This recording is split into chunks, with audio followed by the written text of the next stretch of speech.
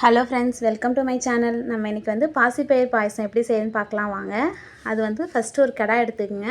அதில் வந்து ஒரு டம்ளர் வந்து கட்டி சர்க்கரை எடுத்து தண்ணி ஊற்றி தண்ணி மெல்ட் ஆகிற வரைக்கும் வச்சா போதும். அதுக்கு எந்த பதமும் கிடையாது.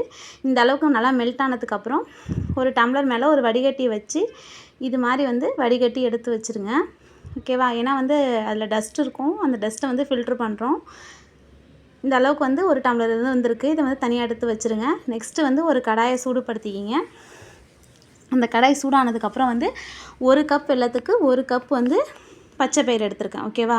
நான் முழு பச்சைப்பயிறு எடுத்திருக்கேன். இது நல்லா வந்து அந்த பச்சைப்பயிறு வாசனை வரும். வறுத்திங்கன்னா நல்லா தெரியும். கலர் மாறி இந்த அளவுக்கு நல்லா ப்ரௌனிஷாக மாறி அந்த வாசனை வர அளவுக்கு மட்டும் வறுத்துக்கிட்டு எடுத்து தனியாக ஆற வச்சுடுங்க.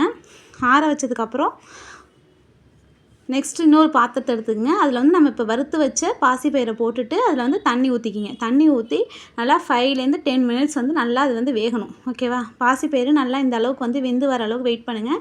வெந்ததுக்கப்புறம் இதை எடுத்துகிட்டு ஒரு மிக்ஸி ஜாரில் வந்து வடிகட்டி மாற்றி குறைன்னு இந்த அளவுக்கு அரைச்சி எடுத்துக்கங்க.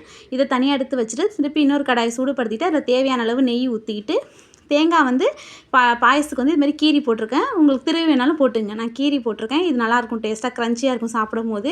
இந்த வந்து ப்ரௌனிஷ் அளவுக்கு எடுத்து வச்சுருங்க. நெக்ஸ்ட்டு முந்திரி பருப்பு தேவையான அளவு உங்களுக்கு தகுந்த அளவுக்கு போட்டுக்கிட்டு அது நல்லா ப்ரௌனிஷ் ஆனால் எடுத்து வச்சுருங்க. அந்த மிச்சம் இருக்க நெய்யில் வந்து நம்ம அரைச்சி வச்ச பாசிப்பயிறு இருக்குல்ல, அதை வந்து போட்டுருங்க. போட்டு நல்லா வந்து ஒரு 5 மினிட்ஸ் நல்லா வந்து ரோஸ்ட் பண்ணிக்கிட்டு நம்ம வெல்லம் வந்து தனியாக வடிகட்டி வச்சுருந்தோம்ல, அதையும் வந்து சேர்த்துக்கிட்டு நல்லா கொதி வரணும்.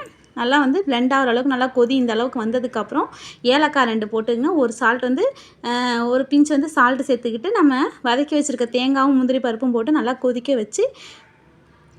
கொதித்து நல்லா வீடு ஃபுல்லாக மணமாக இருக்கும். அந்த வாசனை எடுத்து சர்வ் பண்ணுங்கள். இது ரொம்ப ஹெல்த்தியானது. சாப்பிட்டு பாருங்கள் செஞ்சு. தேங்க்யூ ஸோ மச் ஃபார் வாட்சிங்.